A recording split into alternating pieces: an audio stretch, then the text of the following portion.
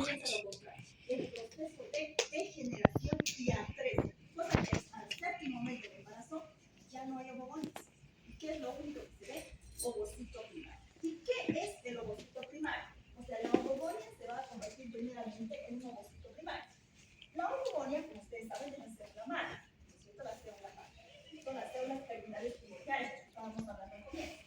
Entonces, ¿cómo se va a convertir la ovogonia? Se dice que más o menos alrededor del cuarto mes, o más o menos entre la semana 12 hasta el cuarto mes del embarazo, estas ovogonias primeramente se van acumulando en cúmulos, van a ser rodeadas por una capa. Miren, es una capa muy delgadita de células epiteliales claras, que son las células foliculares. Y en este momento, cuando se forman en cúmulos, detienen su mitosis. Ya no se van a multiplicar. Y en ese momento comienza la primera división reduccional, se llama, que es la primera división meiótica. O sea, cuando la ovogonia detiene su mitosis, va a comenzar la meiosis, la primera división meiótica. ¿Se acuerdan cuál es la función de la meiosis? Disminuir el número de cromosomas. O sea, mitosis mantenido 46, 46 cromosomas. Meiosis de 46 disminuye a la mitad, 123 cromosomas. Los cromosomas sexuales tienen 23 cromosomas. O sea, lo que es el óvulo y el espermatozoide tienen 23 cromosomas cada uno. Muy bien. Entonces, cuando la ovogonia detiene su multiplicación, por mitosis empieza la primera división meiótica. Ahora, cuando empieza la primera división meiótica, como dice acá, se detiene en la prófase de la primera división meiótica. ¿En qué etapa? En la etapa del diplodeno. No, bueno, ahorita vamos a repasar un poquito de eso. Pero lo que yo quiero que sepan es que ¿qué es el ovocito primario? Si la ovogonia se va a convertir en ovocito primario, ¿qué es el ovocito primario? Es esa misma ovogonia que se está dividiendo, pero por división meiótica, y que se va a detener en la prófase de la primera división meiótica. Ahí se llama ovocito primario, cuando ya no se está dividiendo por mitosis y ahora se está dividiendo por meiosis. Se va a detener específicamente en la más larga, que es la prófase de la primera división meiótica. Y ahora se llama ovocito primario. Ahora, este ovocito primario, más o menos alrededor del séptimo mes, que ya no hay ovogonia, como les dije, que hasta el quinto mes nomás se multiplica y al séptimo mes desaparecen y solamente quedan los ovocitos primarios. Este ovocito primario, cada uno de estos, que es un ovocito, van a ser rodeadas por estas mismas células epiteliales planas, que son las células foliculares, cada uno. Entonces, un ovocito primario rodeado por una capa de células epiteliales planas, que son células foliculares que derivan del epitelio celúlico del ovario, se constituye en un folículo primordial. Entonces, ¿qué es el folículo primordial? Es un ovocito primario. ¿Qué es un ovocito primario? Es una ovogonia que ya no se está multiplicando por mitosis, sino que ha entrado a la meiosis y se ha quedado en la prófase de la primera división meiótica. Ese es un ovocito primario. ¿Y cuándo se llama folículo primordial? Cuando ya se rodea este ovocito primario por esta capa de células epiteliales planas que se llaman células foliculares. ¿Listo? Ahí tenemos los folículos primordiales. Bien. ¿Qué más? Entonces, acá tenemos lo que les decía, folículo primordial. ¿Qué es el folículo primordial? Es un ovocito primario. ¿Qué es un ovocito primario? Es una ovogonia que está entrando en división meiótica y ya ha quedado en la prófase de la primera división meiótica, específicamente en la fase de diplodeno. Muy bien. Ovocito primario, rodeado de las células foliculares, que es una capa de células epiteliales planas, folículo primordial. ¿Cómo se convierte un folículo primordial a un folículo primario? Pues en el caso ahorita seguimos en etapa fetal. Estamos en etapa fetal. No estamos hablando de una persona adulta. ¿No? ¿Cómo se convierte un folículo primordial a un folículo primario? Se dice que esta capa de células epiteliales planas se multiplica, se replica. Primero cambia su configuración de ser células epiteliales planas a células cúbicas. Y no solamente eso, empiezan a multiplicarse y hacen un epitelio estratificado de células cúbicas. Y a todo esto, ¿qué creen que se llama? Son las células de la granulosa, ¿no? Las células de la granulosa. Estas capas de células de la granulosa se van a apoyar. Oh, ¿qué pasó? Con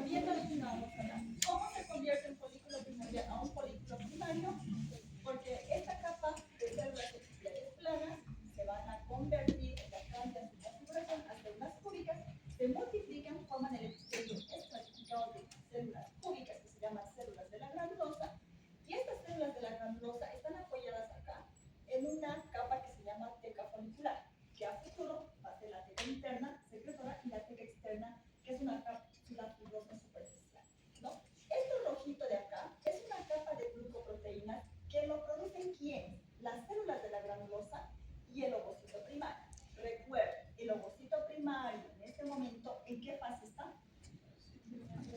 Profase de la primera división meiótica, ¿no es cierto? Profase de la primera división. O sea, la ovogonia de 46 cromosomas, ¿no es cierto?, se ha convertido en un ovocito primario.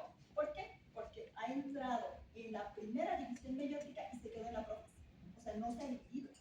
Es la misma ovogonia que se ha quedado en la profase de la primera división meiótica. ¿Cuándo va a terminar esta primera división?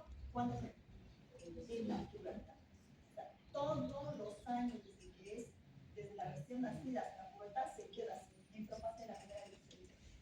Bien, entonces, esta capa rojita es lo que se conoce como la zona pelúcida, que es una capa de glucoproteínas que es producida tanto por estas células de la granulosa como por el ovocito primario. Y a toda esta constitución se llama folículo primario. O sea, folículo primordial y después folículo primario. Del folículo primario sigue el folículo antral, ¿no?, o folículo vesicular. ¿Y en qué consiste? Es la misma estructura previa, pero se acumula líquido por el paso de iones de sodio aquí a la cavidad donde están las células de la granulosa, y al comienzo forma como una media luna, ¿no? Y como forma un antro folicular, esto se conoce como el folículo antral. Cuando ocurre el nacimiento de una recién nacida de sexo femenino, hasta aquí se puede observar en los ovarios de la recién nacida. Pueden haber folículos primordiales, pueden haber folículos primarios o pueden haber folículos antrales. ¿Cuándo es un folículo maduro? Este, ¿no? El folículo de Gram, ¿no? El folículo maduro de Gram. ¿Dónde se ve esto? En la pubertad. ¿Y dónde se ve esto? Antes de que ocurra la ovulación. ¿Cuándo ocurre la ovulación? En la pubertad. Pero en el momento del nacimiento, hasta este folículo se puede, hasta el folículo anterior. ¿Qué tenemos acá? Al ovocito primario. ¿Qué era el ovocito primario? Es una ovogonia que antes se ha detenido, profase de la primera división de hilo, que no se ha dividido todavía en las células. Muy bien, entonces, cuando la paciente llega a la pubertad, ¿no?, a la pubertad, antes de que ocurra la ovulación, ustedes saben que cada mes 15 a 20 folículos son como capturados, ¿no? Son como captados, y de esos 15 a 20 solo uno llega a madurarse y es el que ovula. Ustedes saben, ¿cierto? Cuando ocurre este reclutamiento de 15 a 20 folículos, ahí se reactiva esta primera división meiótica, que se había quedado en pausa desde el nacimiento. Se reactiva y termina la primera división meiótica. Y si digo meiótica, se supone que de 46 cromosomas va a dar origen a dos células hijas de 23 cromosomas cada uno.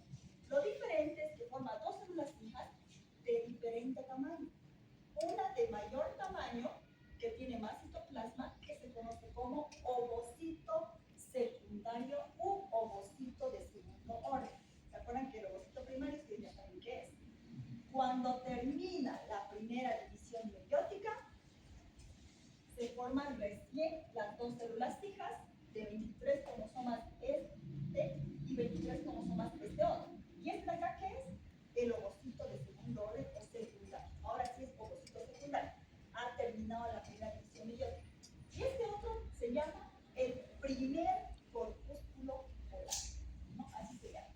Ahora, este ovocito secundario u ovocito de segundo orden, ¿ahorita en qué momento estamos? Estamos en la pubertad, estamos reclutando los 15 a 20 folículos y recién va a ocurrir la ovulación de esos 15 a 20 folículos. Va a ocurrir la ovulación. Termina la primera división meiótica y se forman las dos células, el ovocito de segundo orden o secundario y el primer corpúsculo polar. Es en esta forma de ovocito de segundo orden u ovocito secundario en el que ocurre la ovulación. La ovulación es el proceso en el cual del folículo maduro de Gram sale, decimos sale el óvulo, pero no sale el óvulo, como tal, sale un ovocito secundario. meiótica que tiene 23 cromosomas. Y es captado y se va a ir hacia la porción angular de la trompa a esperar al espermatozoide, ¿no? Es lo que quiero que entiendan. Ahora, este ovocito de segundo orden va a comenzar una nueva división mitótica. ¿Por qué digo mitótica? Porque como tiene 23 cromosomas, va a dar origen a otras dos células hijas que también tienen 23 cromosomas. Porque si sería meiótica, se supone que tendría que reducir, no va a reducir, sino que se va a mantener el mismo número de cromosomas. Pero eso solamente va a ocurrir, no, porque ahorita cuando se ovula, sale el ovocito de segundo orden, llega a la trompa uterina, a la porción de la ampolla, e inicia la segunda división mitótica, pero se queda otra vez atorado en la metafase. Metafase de la segunda división mitótica, o sea, como que no culmina su división de este ovocito secundario. ¿Cuándo va a culminar? Cuando lo va a fecundar el espermatozoide. Si no lo fecunda, así el ovocito secundario detenido en la metafase de la segunda división mitótica se va a eliminar en la menstruación, ¿no? Pero si, digamos, ocurre la fecundación, el esperma viene, fecunda el óvulo, se culmina la segunda división mitótica y recién va a dar origen a dos nuevas células hijas. La oópide o el óvulo maduro, que eso solamente ocurre cuando fecunda el espermatozoide, y el segundo corpúsculo polar, ¿no? Y eso solamente ocurre cuando es fecundado, ¿no? Pero si no es fecundado, se va a eliminar en la menstruación, simplemente como un ovocito de segundo orden detenido en la metafase de la segunda división mitótica, y acá el primer corpúsculo. ¿Listo? Hasta ahí estamos bien, ¿no es cierto? Bien, entonces, hasta acá ocurre la ovulación. Esta parte en la que se va nuevamente a dividir en dos células hijas, una que va a ser la oópide o el óvulo maduro, que solamente va a pasar si es fecundado, y el segundo corpúsculo polar solamente va a ocurrir si es fecundado. Repasemos un poquito todo lo que hemos hablado. Hemos dicho que las células germinales primordiales tienen 46 cromosomas, ¿no? X, diploide. De las células germinales, estas se van a llamar células madre en las mujeres, que son las ovogonias. Es casi lo mismo, ¿no? Las ovogonias son las células germinales. Ovogonias en la mujer, espermatogonias en el varón. Ovogonias, 46 XX. ¿Qué es lo que pasa alrededor de la semana 12? ¿No? Alrededor de la semana 12, estas ovogonias, primeramente, tienen por mitosis. ¿Hasta cuántos millones de ovogonias se producen? 7 millones, es el quinto mes del embarazo. 7 millones. Pero en este momento se detiene su multiplicación y empieza a degenerar y con la presión disminuye, inclusive desaparece la fase del embarazo y solamente quedan ovocitos primarios. ¿Qué era un ovocito primario o de primer orden? Un ovocito, ¿qué era un ovocito primario? Una ovogonia que se ha quedado detenida en la fase de la primera división meiótica, específicamente en la fase de la etapa de diploteno. ¿Qué era el diploteno? ¿Alguien se acuerda? Esto ocurre en la separación de los cromosomas homólogos, pero quedan unidos por ciertos puntos que se llaman quiases, ¿no? Ese es el problema. Bien, pero miren, entonces el ovocito de primer orden tiene 46 XX.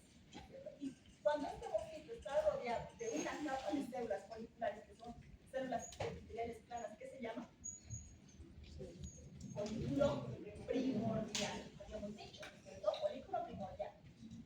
Un ovocito de primer orden rodeado por una capa de células epiteliales planas, que son las células foliculares, que derivan del epitelio del ovario. Estos ovocitos de primer orden entran en la primera división, que reduce el número de cromosomas, o sea, mitosis.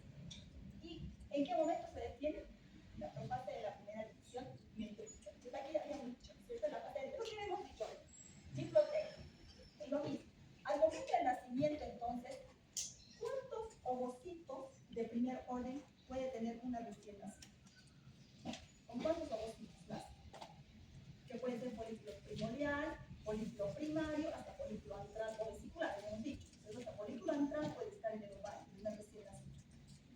¿Cuántos ovocitos? Porque con ovocito primario nace la vasija. 600.000 a 800.000, ¿no? Ovocitos primarios. ¿Cuántos llegan a la pubertad? Como 40.000.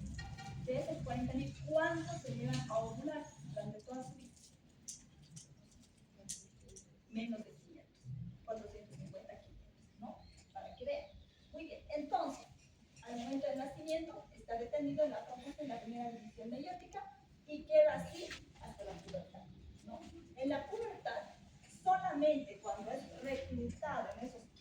20 folículos, ¿no?, que se van a madurar, recién se reactiva esta primera división meiótica que había quedado detenida acá, culmina la meiosis y da origen a las dos células hijas. Este ovocito de primer orden. El ovocito de segundo orden, que es bien grandote, ¿no es cierto?, con área de citoplasma, 23 cromosomas, y el primer corpúsculo, 23 cromosomas. Ahora, este ovocito de segundo orden es la forma en la que se ovula, hemos dicho, en la pubertad. Aquí, pubertad, se ovula. Y entra en la segunda división mitótica, se detiene la metafase. ¿Por qué? Porque solamente va a culminar esta división mitótica en el caso de que sea fecundado. Si no es fecundado, así sale del ovario, ¿no? O sea, se ovula en ovocito de segundo orden y así se va a eliminar en la menstruación. Pero si va a ser fecundado, va a terminar esta segunda división mitótica. Digo mitótica porque, mire, se mantiene el número de cromosomas, si no, estaría con menos cromosomas, ¿no? Si se mantiene, es mitosis. Y si es fecundado, va a dar origen recién a la oóptide o el óvulo maduro, cuando es fecundado, este ovocito, y al segundo corpúsculo polar, manteniendo el mismo número de cromosomas. ¿Listo? ¿Cuánto dura la oogénesis? Sería más o menos desde la sexta semana de desarrollo, post-fecundación, hasta, inclusive, hasta el comienzo de la menopausia, porque no sabes en qué momento va a ser reclutado, ¿no es cierto?, estos folículos. Entramos a lo que para, ¿no?, la espermatogénesis. Bien, igual tenemos el espermatogénesis, maduración y diferenciación. Ahora, de las espermatogonias, ¿a qué? A espermatogénesis maduras. Esa es la espermatogénesis. Pero a diferencia de la oogénesis, esta espermatogénesis comienza en la pubertad, no comienza en la pubertad como la oogénesis. Pubertad.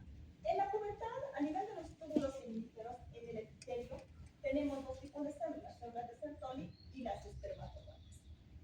¿Cuántos cromosomas tienen las espermatogonias? 46. Tenemos dos tipos de espermatogonias, tipo A y tipo B.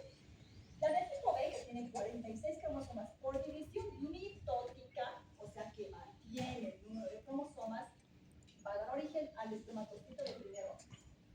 Después, por división meiótica, que reduce el número de cromosomas, va a dar origen al espermatocito de segundo orden. Y por división mitótica, porque mantiene el número de cromosomas, va a dar origen a la espermátide.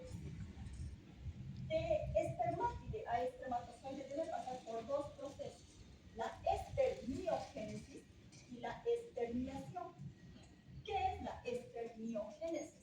Es la última etapa de la espermatogénesis. ¿Y qué es espermiogénesis? Formación del espermatozoide a partir de esa espermátide circular. ¿Y cómo se lleva a cabo esta formación? Se forma el acrosoma. ¿A partir de qué? Del complejo de Golgi, del retículo endoplasmático. ¿Qué contiene el acrosoma? ¿Se acuerdan que el acrosoma es el que recubre parcialmente la cabeza del espermatozoide? ¿Qué contiene? Enzimas, hialuronidasas, proteasas, que van a ir a destruir esa zona pelúcida que es lo más difícil de atravesar. Formación del flagelo polar a partir del centriolo y un desprendimiento de parte citoplasma, porque tiene poquitos citoplasmas, tiene un núcleo grandote, pero tiene poquitos citoplasmas. ¿Y qué es la espermiación? Si se forma el espermatozoide, la espermiación es la liberación de ese espermatozoide ya formado a la luz del túbulo seminífero, donde a través de la red de testis va a llegar al epididimo y va a quedarse aquí esperando a ser eyaculado. No, esa es la espermiación. Entonces, el espermatozoide, como repaso, porque eso ustedes saben, tiene en su estructura una cabeza y una cola. Nada más. ¿Qué tiene la cabeza? Es una forma de pera o una forma oval que contiene un núcleo que es muy grande, que contiene muy escaso citoplasma y que contiene el acrosoma. Esta es la parte oscura, ¿no?, que cubre parcialmente la cabeza del espermatozoide. ¿Y qué tiene el cuerpo? Perdón, la cola o flagelo. Todas estas partes. Contiene el cuello, que incluye el centriolo y la pieza de concepción, contiene la porción media, mitocondrias, filamento axial, la porción principal, que es la más larga, filamento axial, y la porción terminal, la última parte del filamento axial. ¿Okay? Lo podemos repasar. ¿Qué es la fecundación? A ver, ¿qué es la fecundación?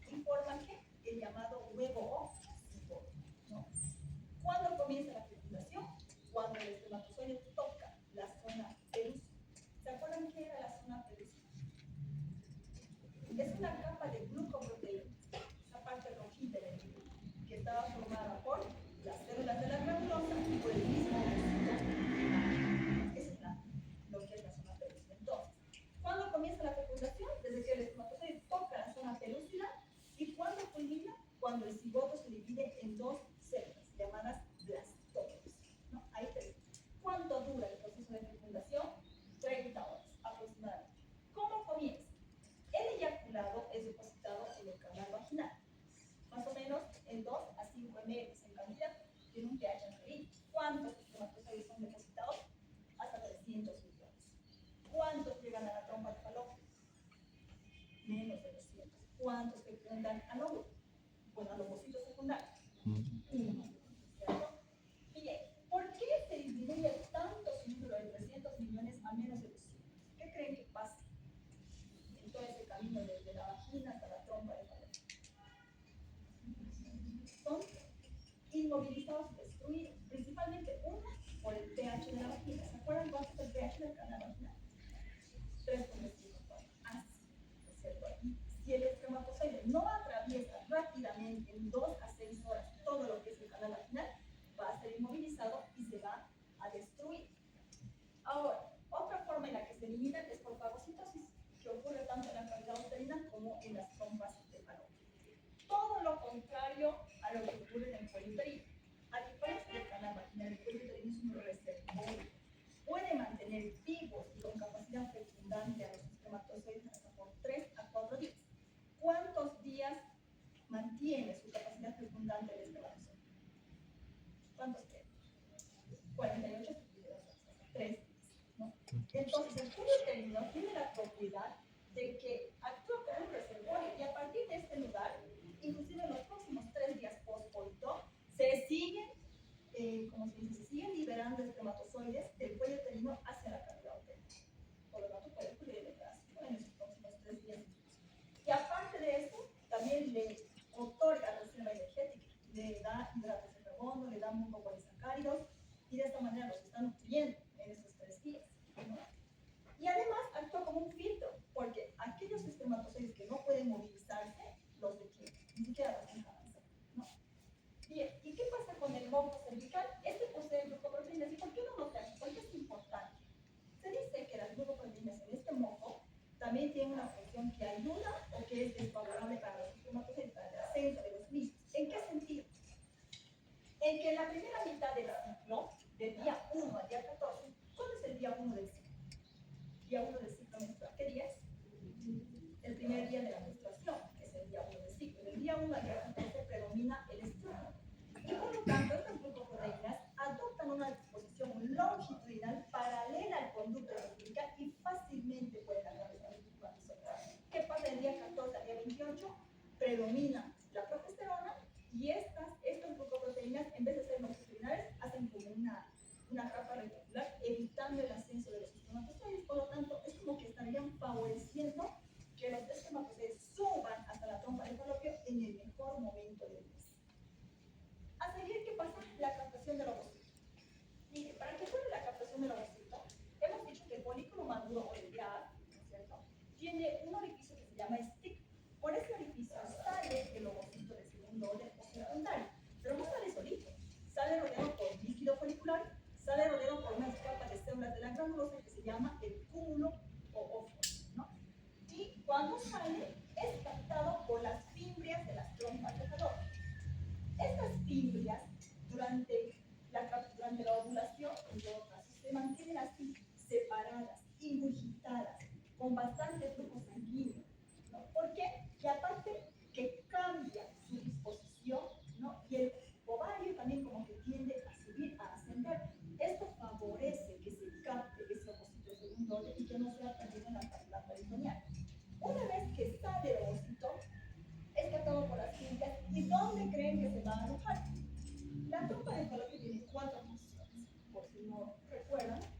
Las fimbrias, la porción de la ampolla o ampola ampular, que es la más larga, que mide 7 a 8 centímetros y es la más gruesa, y es donde ocurre la fecundación, la porción ísmica y la porción intramural, que es la que está en la pared de la musculatura del útero.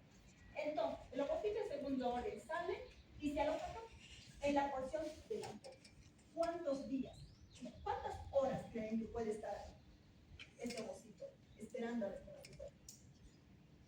Hasta 38 horas, ¿no? ¿Cuántos días o cuántas horas mantiene su capacidad fecundante el ovocito? El espermatozoide dijimos hasta 72 horas y el ovocito 12 a 24. Solamente 24 horas tiene capacidad fecundante. Por lo tanto, si no había espermatozoides esperando al ovocito secundario, no se va a llevar a cabo la fecundación, ¿no? Es poco probable. Pero entonces,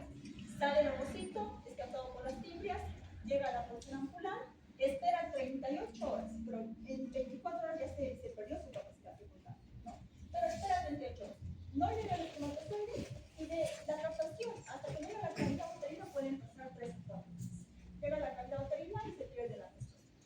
Pero al contrario, ¿qué es lo que pasa si hay espermatozoides esperando a los ovocitos secundarios? Se dice que los espermatozoides cuando llegan por casualidad. O sea, no hay propiedades especiales que hagan que sean atraídos por el ovocito secundario. Aparte que está un poco más grande porque tiene el cúmulo ópero. ¿Se acuerdan que era el cúmulo ópero? Son todas estas células de la granulosa que están como protegiendo al ovocito. ¿Cuáles son las capas que tiene que atravesar el espermatozoide para poder ingresar o, como dice el libro, penetrar y entrar dentro de lo que es el ovocito? Primero las células de la granulosa, después la zona pelúcida, ¿no? Después el espacio periférico, la membrana vitelina y recién al ovocito secundario. Muy bien, una vez que el espermatozoide toca la zona pelúcida, se activa la reacción acrosómica, en la que primero se libera esta enzima, la acrosina, el acrosoma. ¿Qué hace la acrosina?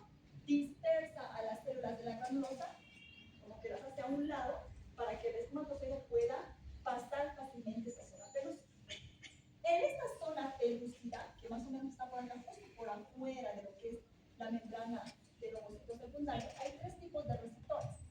ZP1 de zona pelúcida 1, 2 y el 3. ¿Cuál es el que se une con el espermatozoide? El ZP, ¿no? En la zona pelúcida tipo 3.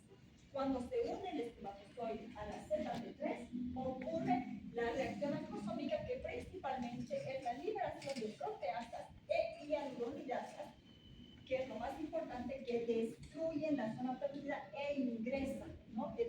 Todo lo que es el espermatozoide dentro del ovocito secundario. Una vez que ingrese, comienza la reacción cortical o activación del ovocito.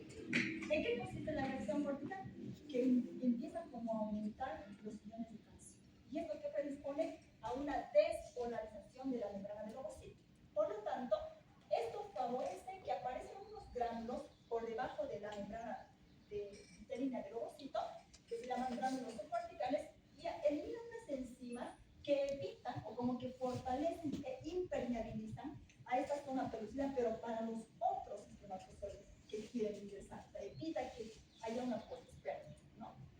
Bien, una vez que entra el espermatozoide, la cabeza se separa de la cola, aumenta de tamaño, se dispersa la cromatina y forma el pronúcleo masculino.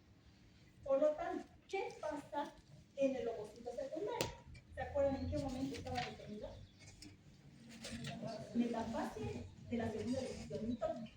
Culmina la segunda división mitótica. Cuando entra la cabeza al ovocito, también culmina la segunda división mitótica en el ovocito secundario y se forman las 2 células hijas. La ootide, que es el ovario, el óvulo maduro, y el segundo corpúsculo polar. Exactamente. Muy bien. Entonces, cuando se unen los pronúcleos masculinos y femeninos, que cada uno tiene 23 y 23, forman los 46 cromosomas. Se elimina la membrana, se unen, a esto se llama antimixis o cingano, y forman al cigoto o huevo, ¿no? Cuando el cigoto se duplica en las primeras 2 células, que se llaman células blastómeras, es el fin de la fecundación. Y ahí comienza otra etapa, que es ¿qué? La implantación. Entonces, estamos acá, 2 blastómeras, ¿no? Es lo mismo. Luego sigue multiplicándose, luego sigue multiplicándose, pero por mitosis. Por eso se mantiene el número de cromosomas 46, 46, 46. Pero ¿qué pasa con el tamaño? ¿Se dan cuenta que están cada vez más chiquitas? Bien, más pequeñas, más pequeñas, más pequeñas. A eso se llama disebaje. Cuando disminuye el tamaño, pero en cuestión de cromosomas sigue siendo la misma, ¿no? Cuando llega la etapa de 16 células, se llama mórula, ¿no? Se dice que al tercer día post-fecundación es la mórula, ¿no? Y en esta etapa de mórula es como llega a la cavidad uterina, por si acaso. En etapa de mórula llega a la cavidad uterina. ¿Cuándo es mórula? Cuando existen más o menos 16 blastómeras, sería, ¿no? Son 16 blastómeras. Si estaba en 2, blastómeros, 16 mórula. Cuando esta multiplicación de 16 pasa a ser como 50 a 100 blastómeros, y aparte que aparece una cavidad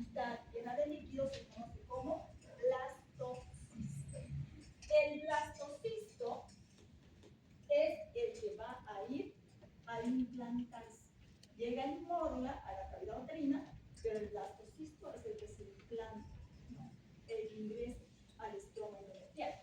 Entonces, ¿qué es el blastocisto? Como se dice, el blastocisto tiene una cavidad blastocística o el blastocele, tiene entre 5 a 8 células especiales que se llaman masa celular interna, que es donde se va a formar el embrión. De estas 5 a 8 células especiales nacen las 3 capas del ectodermo, mesodermo y endodermo, y de ahí también se forma el embrión. Periféricamente tiene al tronco ectodermo, que es el que va a dar origen al trofoplasto y al futuro la placenta, ¿no? Bien, todo esto es lo que se llama blastocisto. Se dice que llega a ser blastocisto al 5.º día post-fecundación. ¿Qué es la ventana de implantación? ¿Alguien sabe? Ventana de implantación. ¿Alguien? La ventana de implantación es un periodo autolimitado, digo autolimitado porque es un momento del mes, que generalmente es entre el 6º a 10.º día post-ovulación o entre el día 20 a 24 de un ciclo menstrual. Aquí está. Es el mejor momento en el que el blastocisto se va a poder implantar a la pared del endometrio, al estroma endometrial. Se dice que si el blastocisto llega en un periodo fuera de esta ventana, inclusive el endometrio es hostil, ¿no? O sea, diferente al blastocisto y se pierde, no se implanta.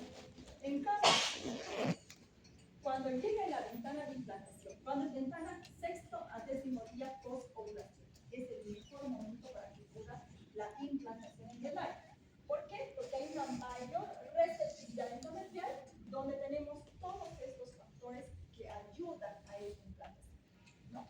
O sea, en este periodo de ventana tenemos ligandos de adhesión. Hay una pérdida de componentes inhibitores. Hay interleucina 1 alfa, 1 beta, la HCG, factor inhibidor de leucemia, factores circulantes de colores, colistatina, que son los que ayudan a que este sea el mejor momento para la implantación embrionaria. Ahora, este proceso de implantación tiene 3 pasos, básicamente: aposición, adhesión y vacío. ¿Qué es aposición? Le suena a que está ahí cerquita, ¿no? Como apoyado, exactamente así. Es el contacto inicial del blastocisto con la pared uterina.